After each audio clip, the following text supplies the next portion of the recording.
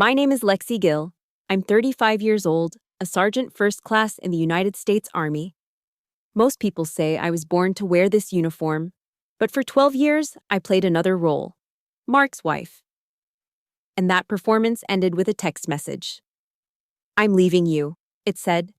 I'm going to Miami with my 20-year-old girlfriend. I've already cleaned out our joint account, haha. A moment later, my phone rang again. It was my mother-in-law. Before I could even speak, she launched into a tirade. Mark told me everything. Lexie, you need to take a good long look at yourself. You're too rigid, too obsessed with the army. A man needs softness, not a commanding officer in the house. It's no wonder he found that other girl. Her voice was like scraping metal, clawing at my ears. You pushed him away, Lexie. This is your fault.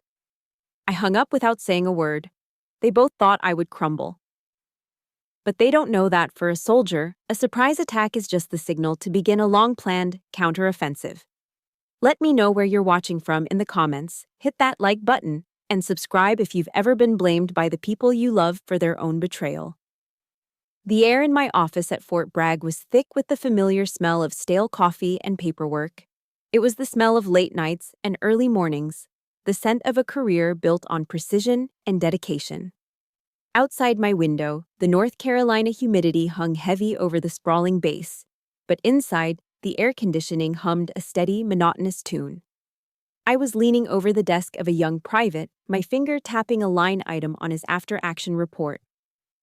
You need to double-check Section 3B, Private, I said, my voice even. It was the same tone I used on the training grounds, the same one I used in briefings. Calm, controlled. The ammo count is off by 2 rounds. In our world, details are life and death. Yes, Sergeant, he mumbled, his face flushing with embarrassment as he quickly made the correction. Just then, my phone, lying face down on my desk, buzzed against the wood. A single, sharp vibration. I gave the private a nod of dismissal and waited until he'd cleared the doorway before I picked it up. The screen lit up with a notification from Mark, my husband. My finger swiped across the glass. The words appeared, stark white against a black background. I'm leaving you. I'm going to Miami with my 20-year-old girlfriend. I've already cleaned out our joint account, haha. I read the message once, then twice. The words didn't seem to connect. It was like reading a casualty report for a stranger. The final ha-ha hung in the air, a digital sneer that was more brutal than any profanity. My face didn't change. My breathing didn't hitch. I just felt a sudden, profound coldness spread through my chest, a silent grenade that had detonated without a sound. My only physical reaction was a slight narrowing of my eyes, the way a sniper squints when acquiring a target. The B-roll of our 12 years together, the awkward first date, the wedding at the Fayetteville courthouse, the arguments over his spending, my deployments, flashed through my mind, not with sadness, but with the cold clarity of an intelligence debrief. Before I could even process the full extent of the tactical strike, my phone rang. The screen flashed with a name that made my stomach tighten into a knot. Mother-in-law. Linda. I let it ring twice, a soldier's habit of giving the enemy a moment to reveal their position. Then I took a deep, steadying breath, the kind I take before stepping out on a qualification range, and answered. Hello, Linda. There was no preamble. No, how are you? Just the immediate launch of a coordinated assault. Lexie, Mark just told me, she began, her voice dripping with a cloying, false sympathy that was sharper than any knife. I just can't believe you let it get to this point. I told you, a man like my Mark needs attention. He needs to feel like a man. I stood motionless, the phone pressed to my ear, listening as she fired her volleys of blame. A wife is supposed to nurture a home, not be constantly worried about her next promotion. All that time in the field, running around in the mud. What did you expect? That little thing, Melissa, she works at his dealership. She looks up to him. She knows how to admire a man, how to make him feel important. Each word was a piece of shrapnel, tearing into the very insecurities Mark had spent years methodically cultivating in me. The idea that my service, my pride, my entire identity as a soldier was not a source of honor but a fundamental flaw in my character as a woman. He was lonely, Lexie. she continued, her voice rising with self-righteous indignation. You were never home. You pushed him away. This is your fault. The accusation hung in the silence between us. Your fault. The final definitive verdict from the family I'd tried for 12 years to be a part of. I said nothing. There was no point. Arguing with Linda was like trying to reason with incoming fire. You just take cover and wait for it to stop. I disconnected the call without a goodbye. I didn't cry. Tears are a luxury you can't afford in a war zone. Instead, I walked with deliberate, measured steps back to my desk and opened my government-issued laptop. The familiar login screen appeared. My fingers moved swiftly across the keyboard, typing in the URL for the USAA website. It was the bank for military members, a place of order and reliability. I entered my credentials. The main page loaded. My eyes went straight to the checking account line, the one we shared. The balance was displayed in stark, unforgiving numbers. $7.14. Enough for a large coffee at Starbucks. He'd done it. He'd actually done it. The ha-ha from his text echoed in my head. My jaw tightened. I scrolled down. There it was. Savings account. Lexie Gill. A separate account I'd opened years ago. A strategic reserve. It was where my re-enlistment bonuses went. It was where the rental income from the 2 small properties I owned near the base was deposited. My little monopoly project, as Mark had mockingly called it. I clicked on it. The balance was untouched, intact, healthy. A cold, hard wave of something that felt like victory washed over me. I opened a new message to Mark. My thumbs typed out 2 simple words. Good luck. I hit send. It wasn't a wish. It was a starting gun. My gaze drifted to the bottom drawer of my filing cabinet. My hand moved on its own, pulling it open. Tucked in the back, beneath old field manuals and spare sets of dog tags, was a thin manila folder. I placed it on my desk. There was no label on it. There didn't need to be. I opened it. Inside were the assets I'd been quietly gathering for the last 3 months. Copies of credit card statements showing charges for jewelry I never received. Hotel receipts from a business trip to Raleigh that I knew had been canceled. And on top, the single piece of intel that had started it all. A receipt from the Fayetteville Pie Company, a fancy, expensive place we had never been to together. A dinner for 2, paid for on a Tuesday night when he was supposedly working late. The night I found that receipt in his jeans pocket was the night my mission parameters had changed. I hadn't confronted him. I hadn't yelled or cried. Confrontation wasn't the objective was to prepare. A soldier never walks onto a battlefield unprepared. Linda's words came back to me. You're not soft. You're a commanding officer. I looked at the file, at the undeniable proof of his betrayal, and a grim smile touched my lips for the first time that day. She was right about one thing. I wasn't a soft wife. I am a soldier. And this is my battlefield. This war started a long time ago. That night, I drove back to the small 2-bedroom apartment Mark and I shared on post. The silence inside was absolute, a stark contrast to the constant, humming energy of the base. It was a standard-issue military housing unit, identical to hundreds of others, but it was supposed to be our home. Now, it just felt like an empty barracks. I walked through the living room, my boots echoing on the laminate flooring. A faint, phantom scent of pine lingered in the air, a ghost of the sad little Christmas tree we'd put up last year. That scent, once a comfort, now felt like an accusation. Sitting on the edge of our perfectly made bed, a habit from the army I could never shake, the memories began to surface, not as a flood, but as a series of cold, sharp snapshots from the past. The war hadn't started with that text message. It had been a long, slow campaign of attrition against my spirit, and I had the battle scars to prove it. My mind drifted back to last Thanksgiving. I had just come back from a 2-week field training exercise in the Uharri National Forest.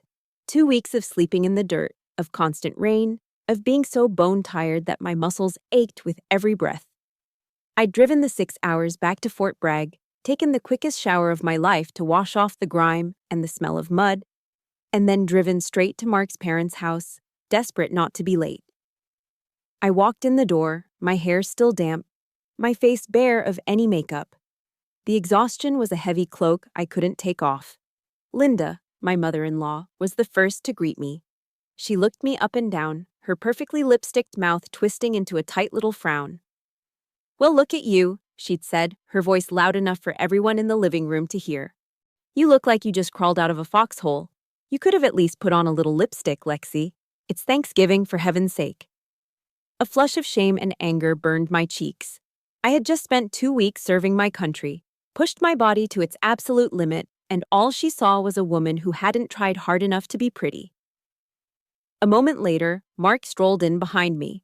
In his hand, he held a $20 bottle of Cabernet Sauvignon he'd picked up from the grocery store. "Mark, you're here!" his father boomed. The room erupted in cheers. He was hugged, his back was slapped. He was the hero of the hour for bringing a bottle of wine. I, who had driven 6 hours through traffic just to be there, just to be part of the family, faded into the wallpaper. I was just the tired, plain accessory on the hero's arm. That was the theme of our marriage. My efforts were invisible, his were celebrated. I remembered the early days when I'd received my first significant re-enlistment bonus. I was so excited. I spent weeks researching real estate, poring over financial reports, and finally found a small, run-down house near the base that I knew I could flip into a profitable rental property. I laid out the entire plan for Mark one evening, my voice buzzing with enthusiasm, showing him the spreadsheets, the potential ROI. He'd just smirked at me over the top of his beer. "Honey, that's cute," he'd said, his tone dripping with condescension. He called it my little monopoly project. "Look, why don't you just leave the money stuff to the men? You focus on your, running around in the mud thing." The sting of that dismissal was sharp and deep. He didn't see a savvy, ambitious woman. He saw a child playing a board game. That was the day I made a decision. I went to a lawyer and, without telling him, formed my own LLC, a separate legal entity, a fortress. I was building my own defenses long before I even consciously knew I was under siege. My monopoly project became my secret. The money I earned, the properties I acquired, they were mine, shielded from his condescending gaze. I thought back to our wedding day. A simple ceremony. He'd looked me in the eyes, his own shining with what I thought was genuine love, and he'd promised me. He promised he would always be proud of my uniform, of my service. He said my strength was what he loved most about me. That promise evaporated over time, replaced by a constant drip of complaints. "You have to go on another field exercise?" he'd whine. "Why can't you just get a normal desk job like other wives?" And his favorite, "None of my friends have wives in the military, Lexie." He wasn't just not proud, he was actively ashamed. He didn't want a partner, he wanted a prop. A pretty, conventional wife he could show off at barbecues, not one who could outshoot him at the range and had more medals than he had sales awards. The realization was excruciating, but it was also liberating. It wasn't my failure, it was his. But the final, fatal blow came about 6 months ago. The death knell of our marriage, it was at his dealership's annual awards dinner. I wore a black dress, something elegant and understated. I'd even put on the lipstick Linda was so fond of. I was trying. I was always trying. That's when I first met Melissa. She was the new receptionist, all of 20 years old with bright eyes and a bubbly, almost childlike energy. Mark introduced us. She looked me over with a wide, curious gaze, a look that took in my 35-year-old face, the fine lines around my eyes from years of stress and sun. Then she asked the question, so innocent but so utterly devastating. "Oh, it's so nice to meet you," she chirped. "Are you Mark's older sister?" Time seemed to stop. The clinking of glasses, the hum of conversation, it all faded away. But the worst part wasn't the question. It was Mark's reaction. He threw his head back and let out a loud, booming laugh. A laugh that felt like a physical blow to my gut. He didn't correct her. He just laughed. In that single soul-crushing moment, standing in front of his future mistress, he had erased me. He had stripped me of my title, my role, my identity as his wife. I was no longer his partner. I was just some older woman standing next to him. That was it. That was the moment I knew. Our marriage wasn't just cracked, it was dead and buried. If you've ever had your hard work or sacrifices completely dismissed by someone who was supposed to be your biggest supporter, please hit that like button. And in the comments, just type a simple, "I see you." Because for so many years, I just wanted to be seen. How could I not have seen this coming?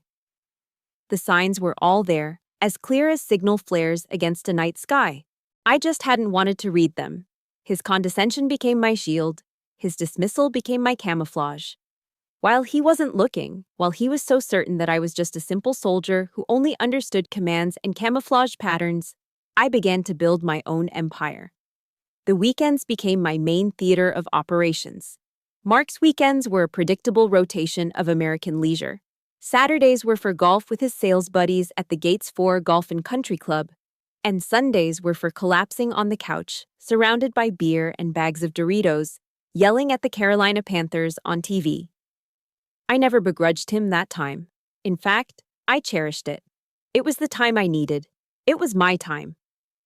While he was lining up a putt, I was at the Fayetteville Public Library, hunched over a carrel in the quietest corner of the second floor. I checked out every book I could find on North Carolina's real estate law. I taught myself how to read market analysis reports, how to calculate cash flow, and how to understand the arcane language of mortgage agreements.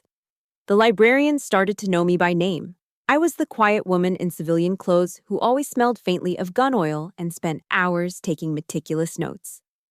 While he was screaming at a referee's bad call, I was driving my beat-up Honda Civic through the less glamorous neighborhoods surrounding Fort Bragg.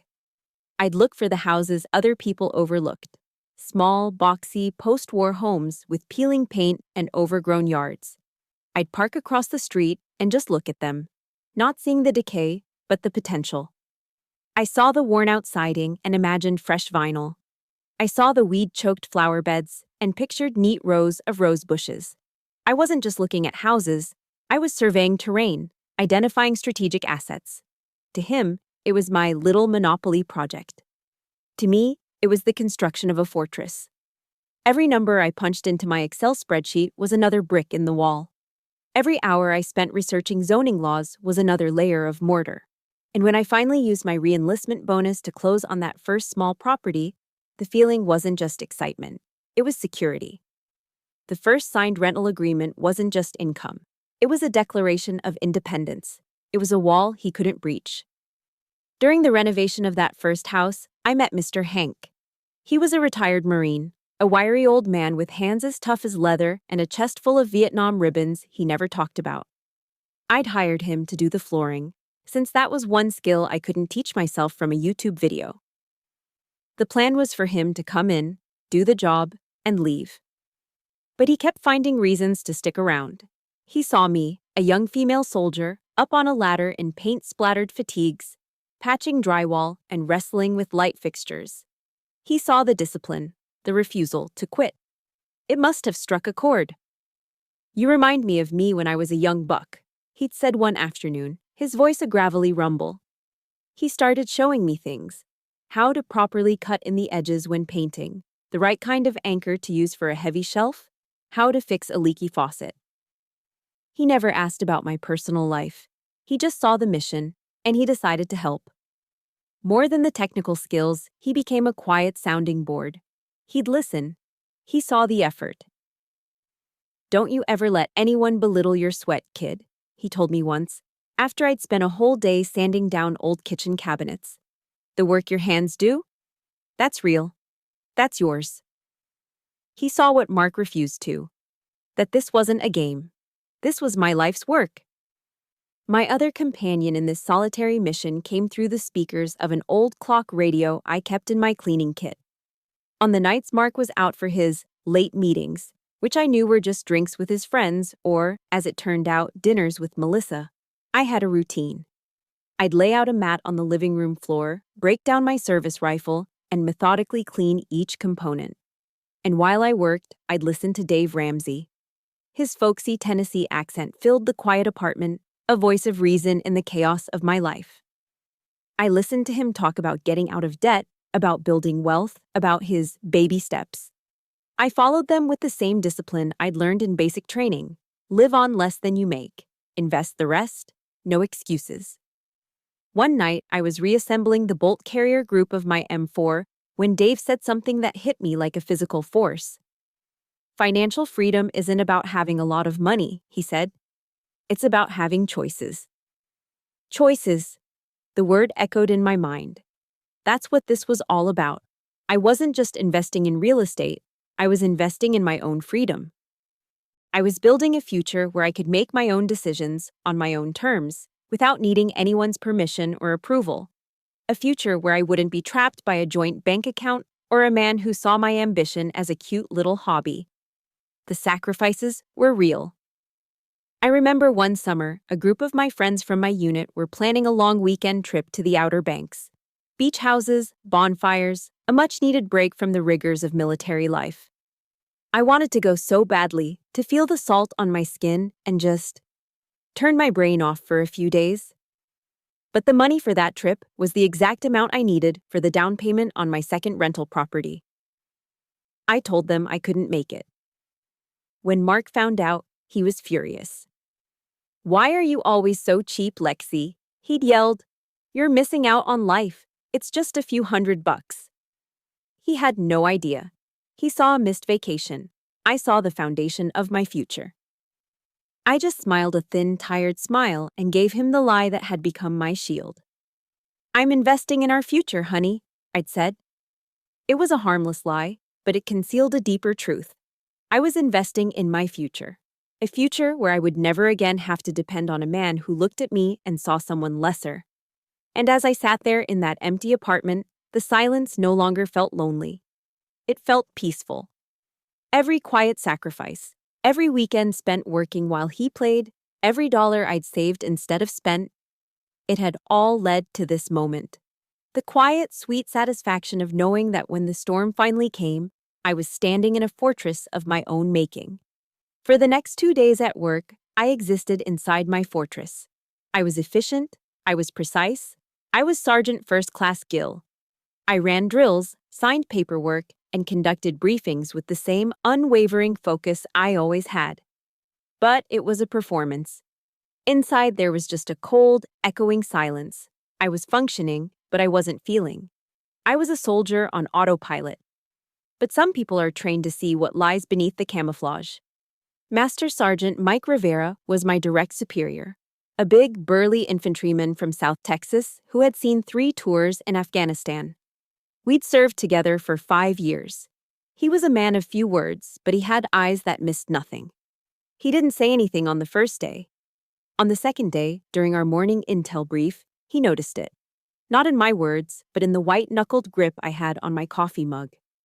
In the way my eyes would glaze over for a split second, my focus drifting somewhere far beyond the situation maps on the screen. He didn't call me out. He didn't ask if I was okay. Later that afternoon, he walked past my desk, and without breaking stride, placed a cold bottle of water next to my keyboard. "You look dehydrated, Sergeant," was all he said before continuing on his way. It was a simple gesture, but it was an acknowledgement. He saw me. He saw something was wrong. At 5 o'clock, as I was packing my bag to leave, he appeared at my doorway, blocking the exit with his imposing frame. "Cook out," he said. It wasn't a question. "My treat. Heard they've got the watermelon milkshakes back for the summer." A lump formed in my throat. Cookout was the quintessential North Carolina fast food joint, the go-to spot for soldiers after a long day. It was cheap, it was fast, and their milkshakes were legendary. His invitation wasn't about the food. It was an offer of sanctuary, delivered without pity or prying questions. It was exactly what I needed. I just nodded. 15 minutes later, we were sitting in a worn-out booth under the buzzing fluorescent lights of the Cookout on Ramsey Street. The air smelled of char-grilled burgers and salty French fries. The whirring and clanking of the milkshake machine was a constant, oddly comforting soundtrack. I watched the teenagers behind the counter, laughing and messing around, and for a moment, the weight on my chest felt a little lighter. We ate in silence for a few minutes.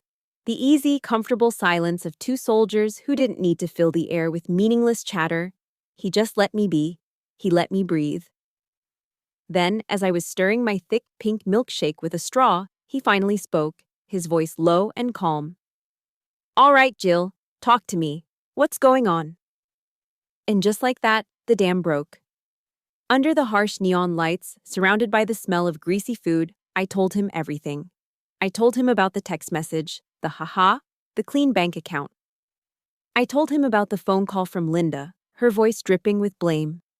I told him about the years of being made to feel small, about my Monopoly project, about being called Mark's older sister. I didn't cry. I had been trained too well to show that kind of vulnerability. But my voice cracked. It fractured in places, betraying the raw, ragged pain I'd kept locked down for so long. Mike just listened. He was a big man, with calloused hands that had seen combat, but he listened with a stillness and an intensity that made me feel like I was the only person in the world. He didn't offer platitudes. He didn't say, "It'll all be okay," or, "You'll get through this." He just let the silence settle after I finished, his dark eyes fixed on mine. Then, he said the words that I will never forget for as long as I live. He leaned forward slightly, his expression deadly serious. "He wasn't worthy of the uniform you wear." It hit me like a physical blow, but a healing one. It was a key turning a lock I didn't even know was there. All the pain, the shame, the years of feeling inadequate. It all just released. Because he wasn't looking at me as a failed wife. He was looking at me as a soldier, a comrade, a warrior. He was validating the one part of me that Mark and his family had tried so hard to diminish. In that moment, he didn't just offer sympathy, he gave me back my honor. He then told me about his own divorce, about how his ex-wife had left him while he was on his second tour, how he came home to an empty house and a mountain of debt. He told me how it was his platoon, his brothers in arms, who had pulled him out of that dark hole. "In the Army, we have a creed," he said, his voice a low rumble. "We never leave a fallen comrade. Mark may have abandoned his post, Lexie, but your squad is still here. I'm still here." Right then, sitting in a cheap fast food booth with a half-eaten burger in front of me, I finally understood. Family isn't always about blood.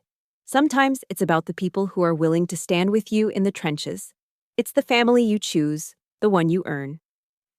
The shift inside me was immediate. The cold, lonely silence in my head was replaced by a surge of strength. I wasn't alone in this fight anymore.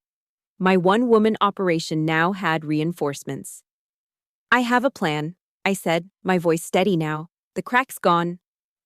I told him everything, about my LLC, the rental properties, the separate bank account, the manila folder full of evidence I'd been collecting. I laid out my financial and legal strategy like I was briefing a mission plan. He listened intently, nodding along. When I was done, he gave a slow, approving grin. "Good," he said. "That's some solid prep work, Sergeant. You've established a defensive perimeter." He took a long sip of his milkshake, then set it down with a decisive thud. "Now," he said, his eyes glinting with a strategic light, "it's time to plan the counterattack." That night, I didn't just have a good meal. I found my commanding officer again. I found my brother in arms. And most importantly, in the reflection of his unwavering respect, I found myself again. The soldier was back in command. The conversation with Mike had recalibrated my entire mindset. I spent the next morning on the phone with 3 different family law attorneys in Fayetteville before finding the right one. A sharp, no-nonsense woman named Ms. Anderson who spoke my language. The language of strategy, evidence, and decisive action. After our consultation, I no longer felt like a wife dealing with a messy divorce. I felt like a commander preparing a battle plan. The enemy had declared war. Mike was right. It was time to plan the counterattack. I didn't have to wait long. The enemy, it turned out, was about to walk directly into my line of fire. I was at home that evening, reviewing the retainer agreement Ms. Anderson had emailed me when my phone buzzed. An unknown number. I almost ignored it, but a soldier's instinct told me to answer. "Hello? Babe?" The voice was sickly sweet, a syrupy, artificial tone I hadn't heard in years. It was Mark. My stomach churned. I could hear the tinny thump of club music and the chatter of a crowd in the background. He was calling from a bar. Of course, he was. "Hey babe, it's me," he continued, as if I wouldn't recognize the voice of the man I'd spent 12 years with. "Listen, I think we got off on the wrong foot. I was a little impulsive the other day. Things were said. You know how it is." I remained silent, letting him spin his web. My silence seemed to encourage him. He was used to me being quiet. He just misinterpreted what my silence meant. "We have 12 years together, Lexie," he said, his voice taking on a wounded, sentimental quality. 12 years. You can't just throw that all away over a stupid text message. Think about all the good times we had. Think about our home. Our home, the one he'd abandoned. The good times. The ones I now realized were built on a foundation of his lies and my willful ignorance. I analyzed his words like a communications intercept. This wasn't an apology. This was psychological warfare. Phase 1. Feign remorse and invoke nostalgia to lower my defenses. After a sufficient pause for his performance to sink in, he moved to Phase 2. The objective. "Listen," he said, his voice dropping to a conspiratorial whisper. "Things are a little tight right now. I'm having some cash flow issues. I was wondering if you could, just spot me a little something to tide me over. Just temporarily, until I get settled here in Miami. The deposit on this place in South Beach is no joke."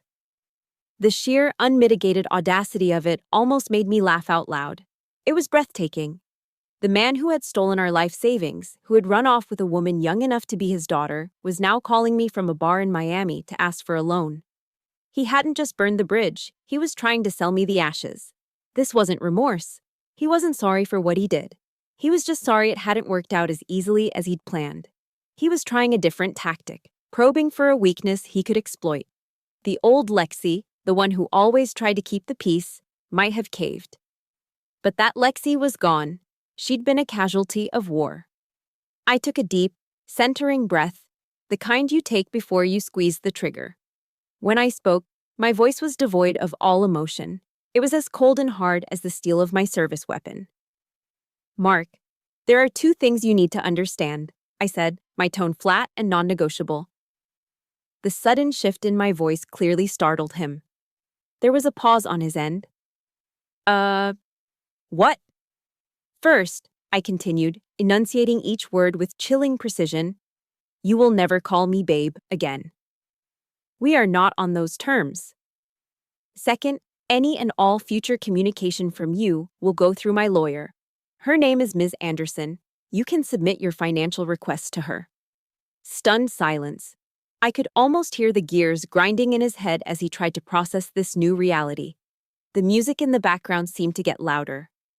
"A lawyer?" he finally sputtered, his voice losing all its manufactured sweetness and shifting into pure, indignant rage. "A lawyer? What the hell are you doing, Lexie? Are you trying to ruin me? Is that it? After everything I've done for you." The victim card, the last resort of a desperate man who has lost control of the narrative. The anger that had been simmering inside me, cold and controlled, finally found its voice. But it wasn't a shout. It was a quiet, lethal question. "What have you done for me, Mark?" I asked, my voice dangerously calm. "Let's review the record. You belittled my career. You were ashamed of me. You lied to me for months, maybe years. You cheated on me, and you stole my money. Our money. So, yes, you can talk to my lawyer." I could hear him starting to yell, a string of curses and accusations already forming on his lips, but he never got to finish. I pressed the red icon on the screen, severing the connection. The silence that followed was deafening. I looked down at my hand. It was trembling slightly. Not from fear, not from sadness. It was the aftershock of adrenaline, the physical release of a righteous anger I'd held in check for far too long. I walked to the window and looked out at the perfectly manicured lawns of the base housing. In the distance, I could see the faint lights of the training grounds where soldiers were preparing for battles of a different kind. I had just won my first one. I had established a perimeter. The enemy had tested my defenses, and he had been repelled. The war was far from over, but for the first time in a very long time, I felt like I was the one in command. A week later, I was standing in the main ballroom of the Fort Bragg Officers Club. It was the hail and farewell for Master Sergeant Mike Rivera. He was being reassigned to a new post in Germany. The room was a sea of dress blue uniforms, the air filled with the respectful murmur of conversation and the clinking of glasses.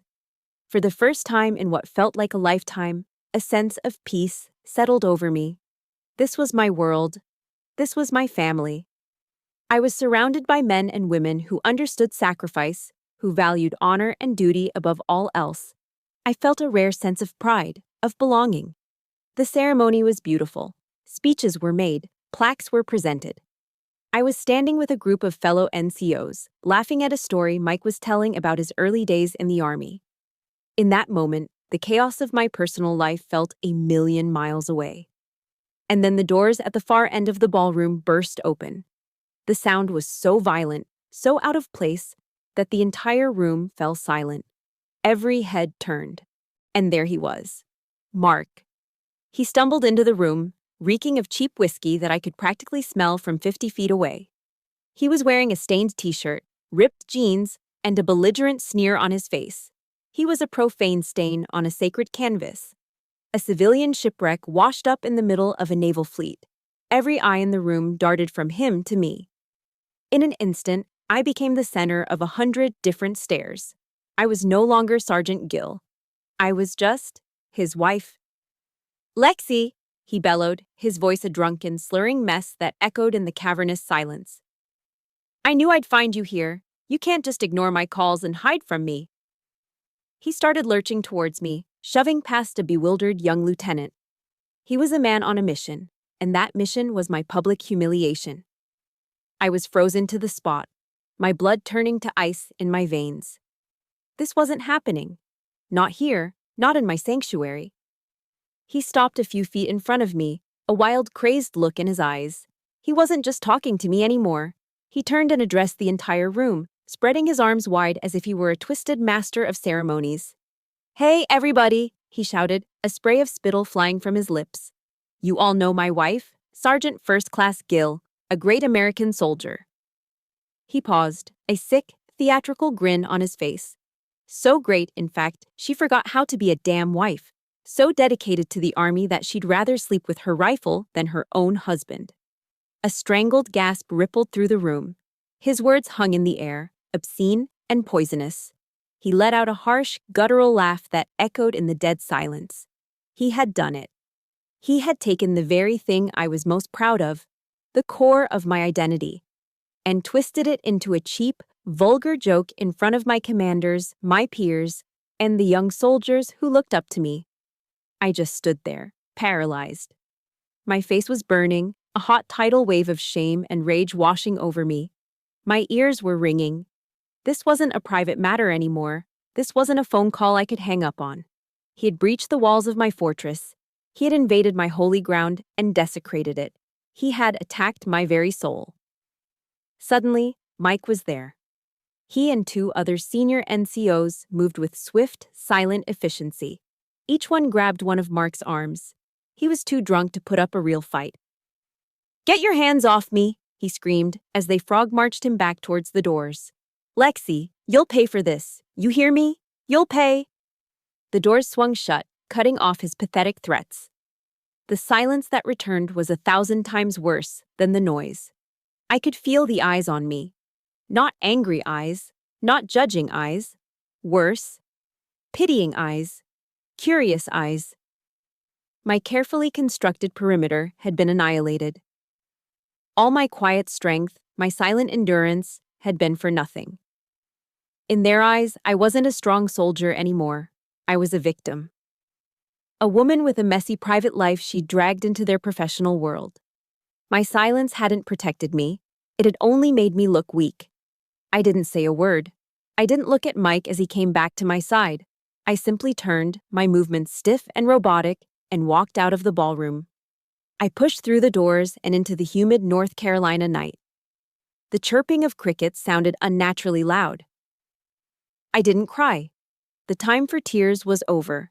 The time for hurt was over.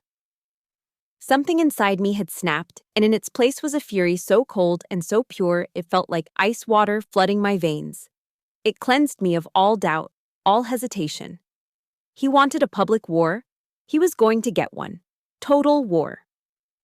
I pulled out my phone, my fingers steady. I found Miss Anderson's number and pressed call. She answered on the second ring. "Ms. Anderson, it's Lexie Gill," I said. My voice was calm, clear, and completely devoid of emotion. It was the voice I used when giving orders under fire. "Sergeant Gill, is everything all right?" "There's been a change in strategy," I said. "We're moving from defensive to offensive operations, effective immediately. I want him served. I don't care what it takes. And I want you to file for an emergency hearing. We're not negotiating. We're not waiting. I want everything, Ms. Anderson, everything he's not entitled to. He just crossed the final line." This was my point of no return. If you've ever had a moment where you knew with absolute certainty that you would never, ever be silent again, hit that like button. And in the comments, I just want you to write 2 words. No more. Let's tell the world together. There's a famous quote by General George S. Patton. "Prepare for the unknown by studying how others in the past have coped with the unforeseeable and the unpredictable." My entire career had been about preparation. Now, I was applying that doctrine to a new kind of war. The next morning, at 800 sharp, I walked into Ms. Anderson's law office in downtown Fayetteville. The fury from the night before had cooled, hardening into something far more dangerous: purpose. The office, which had felt like a sterile consultation room just days ago, now felt like a tactical operations center. The war room. Ms. Anderson was all business. She had a conference table cleared, with a legal pad and a pen placed precisely at each seat. The documents I'd already provided were laid out in neat stacks, like topographical maps of the battlefield. "All right, Sergeant," she said, her voice crisp and sharp. She motioned for me to sit. Last night, the target revealed his position and demonstrated erratic, hostile behavior. From a legal standpoint, that gives us the strategic advantage. I nodded, appreciating her military-like precision. I opened my briefcase and placed the thin manila folder on the table. "I have more assets to add to the arsenal, ma'am." I laid out the credit card statements, the hotel receipts, the damning dinner receipt from the Fayetteville Pie Company. To this, I added the new intelligence, a list of names and contact information for the 3 senior officers, including Mike, who had witnessed Mark's drunken tirade and were willing to provide sworn statements. Ms. Anderson examined each document with the cool, appraising eye of a weapons inspector. "Excellent," she murmured, circling a charge for a diamond bracelet on a joint credit card statement. "Every receipt is a bullet. Every witness is a rifle. These are precise target coordinates, Sergeant. There's no ambiguity here." As we were mapping out the initial legal filings, my phone buzzed with a text message. It was from a young specialist in my unit, a quiet kid who worked in the IT department. The text simply said, "Sarge, thought you might be able to use this. Check your email." I opened my email on my phone. There was a message from him containing a series of screenshots. They were from Melissa's Instagram account. Her profile was public. It was a goldmine of self-incriminating idiocy. There were pictures of her posing with expensive designer handbags, with captions like, "My baby treats me so good. Charles spoiled." There was a post with a booking confirmation for a boutique hotel in South Beach, with the caption, "Miami, here we come. Can't wait to get away from all the drama here." And the worst one, a selfie of her pouting, with a passive-aggressive caption that read, "Some old ladies just can't let go. Move on. New chapter." Most of the gifts had been purchased in the last 3 months, with Mark's credit card. Our credit card. "Child's play," I muttered under my breath, disgusted by the sheer immaturity of it all. Ms. Anderson peered over my shoulder at the phone screen. A slow, predatory smile spread across her face. "No, Sergeant," she corrected me gently. "This is not child's play. This is an unforced error from the opposing force. This is irrefutable evidence of intent, financial malfeasance, and alienation of affection. This young woman just made herself our star witness. We won't even have to subpoena her." The phone rang again. This time, It was Mike Rivera. "Just wanted to let you know I've already written my official statement," he said, his voice firm. "What he did was a disgrace. He can't disrespect one of my soldiers like that and get away with it. I may be heading to Germany, but I'll fly back on my own dime to testify if I have to." I was floored. "Mike, thank you." "Don't thank me," he said. "We don't leave our people behind. Ever." An hour later, another call. It was Mr. Hank, the retired Marine. A friend of a friend who worked at the officers' club had told him what happened. "I heard about that little punk," he growled into the phone. "Listen, kid, I still have copies of every invoice, every contract, every check you ever wrote me for the work on those houses. If he tries to claim he had anything to do with building that business of yours, you tell your lawyer I'm ready to take the stand." As I hung up, I realized my army was bigger than I thought. It wasn't just a sharp lawyer. It was the quiet IT specialist. It was my commanding officer. It was the old carpenter who saw my sweat and valued it. It was a coalition of people who believed in me, who had seen my quiet, relentless work when no one else was looking. Ms. Anderson leaned back in her chair, tapping her pen on the table. She had a glint in her eye, the look of a strategist who's just found the enemy's critical vulnerability. "I have one more angle," she said. "His behavior at an official military function on military property could be considered a violation of the Uniform Code of Military Justice, specifically Article 134, conduct prejudicial to good order and discipline, or of a nature to bring discredit upon the armed forces." "But he's a civilian," I pointed out.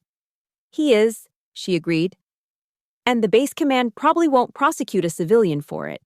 However, the fact that his actions could be subject to investigation by the Provost Marshal gives us incredible leverage.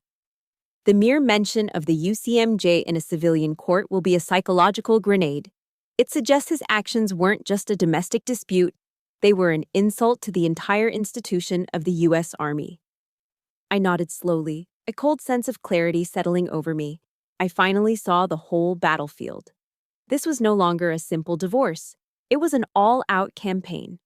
We would use every legal document, every witness, every social media post, and every psychological tool at our disposal. The objective was no longer just survival. The objective was unconditional surrender, total victory. The Cumberland County Family Courtroom was a small, sterile room, but on that Tuesday morning, it felt as charged as a battlefield right before an assault.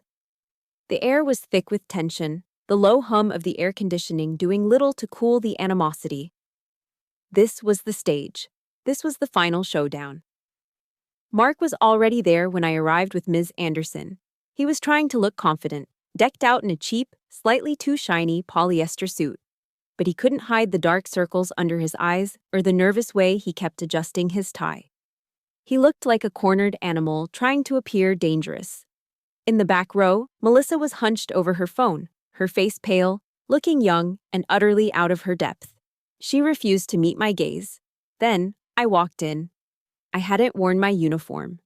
That was for my battlefield, not his. Instead, I wore a simple, well-tailored navy blue pantsuit. My hair was pulled back in a tight regulation bun. I walked with my shoulders back, my chin high, my steps measured and even, just as I'd been trained to do. My entire presence radiated discipline and control, a stark, glaring contrast to the disheveled desperation radiating from Mark's side of the room. I took my seat next to Ms. Anderson and faced forward, my eyes fixed on the judge's bench. I didn't give him the satisfaction of a single glance. The judge entered. She was an older woman with sharp, intelligent eyes and a stern, unyielding expression. Her name was Judge Eleanor Vance, and a quick search by Ms. Anderson had revealed a crucial piece of intel. She had served for 20 years in the Army's Judge Advocate General's Corps. She was a veteran. She understood the culture. She understood sacrifice. For the first time, I felt a flicker of something beyond strategic confidence. I felt a glimmer of hope. Mark's lawyer, a slick man with too much hair gel, went first. He tried to paint a picture of a long-suffering husband, neglected by a cold, career-obsessed wife. He used words like abandonment and emotional desertion. He portrayed Mark as a man driven into the arms of another woman by loneliness. I sat there, motionless as he spun his fiction. Then it was Ms. Anderson's turn. She stood up, calm and poised. She was a master of controlled demolition. She didn't raise her voice. She simply dismantled his entire case, piece by piece, with cold, hard evidence. "Your Honor," she began, her voice cutting through the room. "The opposing counsel speaks of abandonment. I'd like to present Exhibit A." She placed a printout of Mark's first text message on the projector. The words, "I'm leaving you. I've already cleaned out our joint account, haha," filled the screen. Does this sound like the heartbroken plea of an abandoned husband, Your Honor? Or does it sound like the gleeful boast of a thief? Mark flinched. His lawyer objected. The judge overruled it. "Counsel speaks of a man driven to loneliness," Ms. Anderson continued, seamlessly moving to her next attack. "I present Exhibits B, C, and D." She displayed the screenshots of Melissa's Instagram posts, the designer handbag, the Miami hotel booking, the smug selfie about old ladies. Does this look like a somber search for companionship, Your Honor? Or does it look like a premeditated affair funded by stolen marital assets? Melissa sank lower in her seat, her face turning crimson. Mark stared straight ahead, a muscle twitching in his jaw. "Finally," Ms. Anderson said, her voice laced with ice, "the opposing counsel asked for sympathy for his client. I present Exhibit E, a sworn statement from Master Sergeant Michael Rivera of the United States Army." She read from the statement, her voice ringing with authority. She recounted Mike's description of Mark's drunken, disorderly conduct at an official military ceremony, his obscene insults directed at Sergeant Gill's service and character. "And this, Your Honor," she finished, placing the document down, "is this the behavior of a man who deserves this court's sympathy?" The room was silent. Judge Vance's eyes bore into Mark, her expression like granite. But the real knockout punch was yet to come. Mark's lawyer, desperate now, moved on to the finances. He made a claim for 50% of all assets, including, he said with a smug flourish, the portfolio of rental properties. Ms. Anderson waited for him to finish. Then she stood up and delivered the kill shot. "Your Honor, my client objects to this claim in the strongest possible terms. I'd like to present Exhibits F and G." On the screen, she projected the articles of incorporation for my LLC, Gill Properties, dated 6 years prior. Then, she displayed the bank statements for the LLC, showing a clear, unbroken line of funding, my military re-enlistment bonuses, and direct deposits from my personal Army salary. There was not a single dollar from Mark. "Your Honor," Ms. Anderson said, her voice clear and powerful, "my client did not just build a career in the United States Army. She single-handedly built a business. Mr. Gill was not a partner in this endeavor. He was not a shareholder. He was not even aware of its full extent." She paused, letting the weight of her words land. He was, for all legal and financial purposes, an outsider. You could have heard a pin drop. Mark's jaw was hanging open. He looked at me, his eyes wide with disbelief and fury. He had been so busy belittling my little monopoly project that he had never bothered to realize it was real. Judge Vance looked down from her bench, her gaze fixed on Mark. There was no sympathy in her eyes, only contempt. "Mr. Gill," she said, her voice as cold as a winter morning at Fort Drum, "you have displayed a staggering lack of respect, not just for your wife, but for the institution of marriage and for the military community she serves with honor." She didn't even look at her notes. "This court hereby orders an immediate freeze on all remaining marital assets. You are ordered to repay the full amount you withdrew from the joint account within 30 days. Your claim on the real estate properties held by Gill Properties, LLC is summarily and completely dismissed." She picked up the gavel. "Furthermore, I find your behavior, particularly your disruption of a military function, to be utterly reprehensible. Consider yourself lucky that is all you are facing today." The gavel came down with a sharp, final crack. Bang! Mark sat there, stunned into silence, his face the color of ash. I took a breath. A deep, slow, shuddering breath that felt like the first one I had taken in 12 years. It was the breath of a soldier after the last shot has been fired. The breath of a survivor. The battle was over. I had won. The crack of the judge's gavel was the final shot of the war. I had won. But as I walked out of the courthouse and into the bright North Carolina sunshine, I didn't feel the explosive joy of victory I had expected. There was no triumphant surge. Instead, there was just quiet. A vast, hollow, echoing silence. The adrenaline that had fueled me for months drained away, leaving behind a profound and staggering exhaustion. So, what comes after the victory? The cleanup. I got in my car and just drove, with no destination in mind. I drove past the familiar gates of Fort Bragg, past the strip malls and chain restaurants, until the landscape softened into pine forests and farmland. I ended up at Liberty Lake, a quiet man-made reservoir just outside of Fayetteville. I parked the car, got out, and walked to the water's edge. A gentle breeze rustled the leaves of the oak trees and rippled the surface of the lake. The air smelled of damp earth and pine needles. This was the first time in months, maybe years, that I had allowed myself to simply stand still. The battle that had consumed me, and the 12-year marriage that had preceded it, it was all over. It was done. And in that quiet, I finally let myself feel the loss. I didn't cry for Mark. I didn't miss the man he had become, or perhaps the man he had always been. I cried for the 23-year-old version of myself, the young, hopeful soldier who had stood at that courthouse altar and truly believed in his promises. I cried for the 12 years I'd spent trying to be good enough, trying to earn a love that was never really there. I was mourning a ghost. I grieved not for him, but for the years I could never get back. The days that followed brought the expected aftershocks. My phone, which had been blissfully silent, began to light up with a barrage of texts and missed calls. It was the last, desperate offensive of a defeated army. Mark's messages were a pathetic cycle of rage and pity. First came the threats, accusing me of ruining his life. Then came the begging. "Lexie, you can't do this to me. I have nowhere to go. My life is over." He painted himself as the victim, a man destroyed by a vindictive ex-wife. Then came the calls from Linda. The self-righteous anger was gone, replaced by a torrent of crocodile tears. "Lexie, please," she sobbed into the phone. "Have some mercy on my son. Think of the good years. You can't just throw him out on the street. It's not Christian."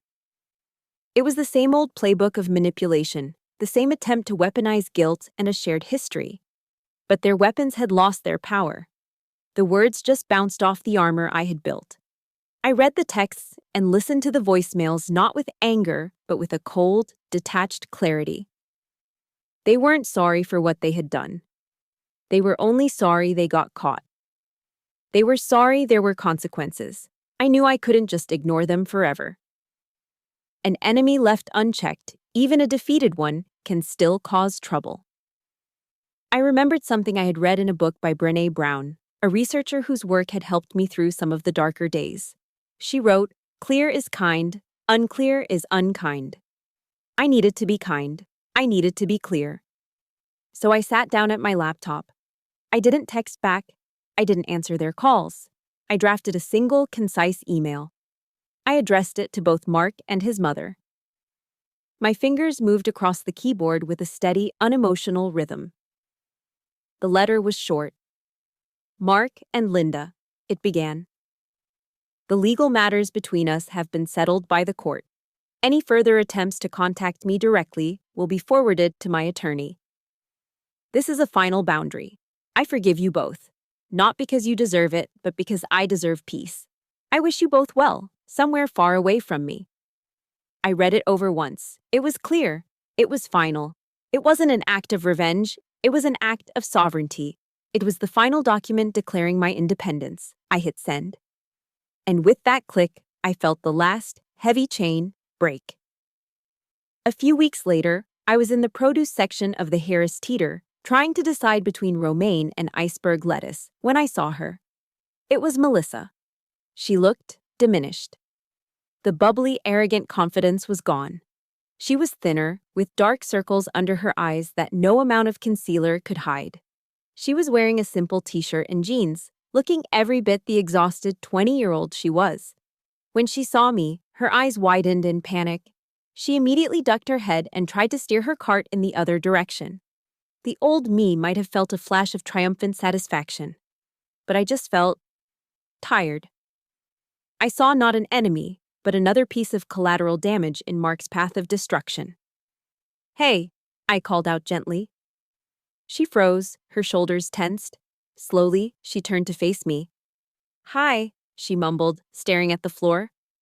I walked over, my cart rattling softly. "I just wanted to say, I hope you're doing okay." She looked up, and I was shocked to see her eyes glistening with tears. "I'm so sorry," she whispered, her voice barely audible. For everything. He's not who I thought he was." A sad, knowing smile touched my lips. "They rarely are at first," I said. "You take care of yourself." I nodded, then pushed my cart away, leaving her standing there among the vegetables. That brief, strange encounter was a final, unexpected gift. It released the last vestiges of bitterness I had been holding onto. She wasn't my enemy. She was just a young woman who had made a mistake, another casualty of Mark's selfish war. And by letting her go, I was finally, truly, letting it all go. The war was over, the cleanup was complete, it was time for peace. 1 year later, I stood in a brightly lit classroom at the Army Family Support Center on Fort Bragg. The painful ghosts of the past year felt distant now, like a story that had happened to someone else. I had been promoted. I was now Master Sergeant Jill. But on this day, I wasn't in uniform. I was wearing simple civilian clothes, a blazer and slacks. In front of me sat a room full of young female soldiers, some barely out of their teens, their faces a mixture of curiosity and apprehension.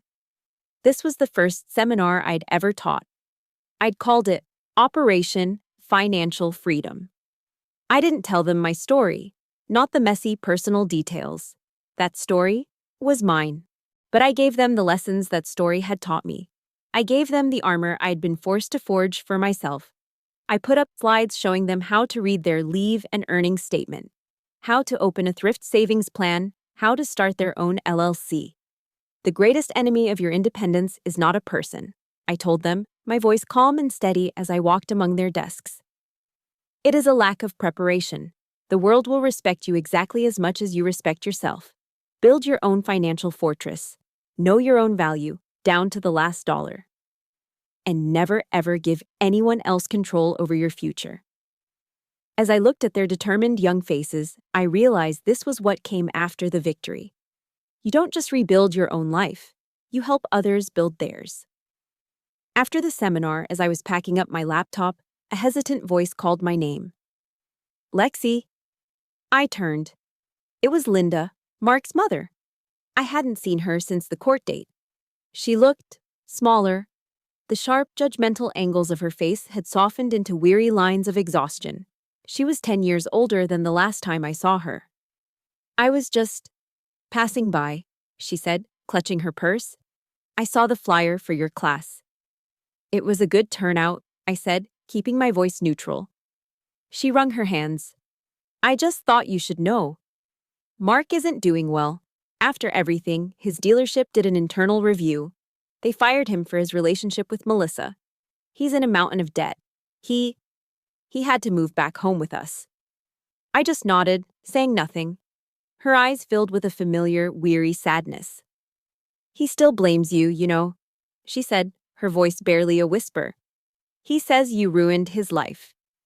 I looked at this woman who had caused me so much pain, and I felt nothing. No anger, no bitterness, just a strange, quiet pity for a life spent propping up a hollow man. "No, Linda," I said, my voice gentle but firm. "Mark ruined his own life. I just refused to let him ruin mine along with it." She had no answer to that. She just gave a small, defeated nod and walked away. That was the last time I ever saw her. 2 years after the divorce, my portfolio had grown to 5 rental properties. I took a portion of the profits and established a small scholarship fund. I called it the Hank W. Kowalski Vocational Grant, in honor of the old Marine who had taught me how to fix more than just leaky faucets. It was for veterans who wanted to learn a trade, become a carpenter, an electrician, a welder. It was for people who wanted to build things with their own hands, to build something real. My grandmother used to read me a passage from the Bible, from Proverbs. She is clothed with strength and dignity. She can laugh at the days to come. For a long time, I didn't understand that. But now I did. I was no longer the invisible wife of a car salesman. I was Master Sergeant Jill. I was an investor. I was a teacher. I was the master of my own life. I had found a new, deeper joy in service, not just to my country, but to the soldiers, the young women who were walking the same path I had. 5 years. 5 years have passed since the day my old life burned to the ground. I'm sitting in my home office now. It's a room I built myself in one of my rental properties, which I now live in. On the wall in front of me, my military awards are neatly displayed. The Meritorious Service Medal, a few Army Commendation Medals, certificates of achievement. They are symbols of a life of service. But next to them, there is another frame. A small, simple, black frame. Inside it is not a medal or a certificate. It's a screenshot of a text message, printed on high-quality photo paper. I'm leaving you. I'm going to Miami with my 20-year-old girlfriend. I've already cleaned out our joint account, haha. I look at it now, and I don't feel the sting of betrayal. I don't feel the cold shock of that day. I smile. It's not a scar. It's a trophy. It's the first-place prize from the toughest battle I ever fought. It's the proof that the enemy's surprise attack, the one meant to destroy me, had accidentally triggered the most successful mission of my entire life.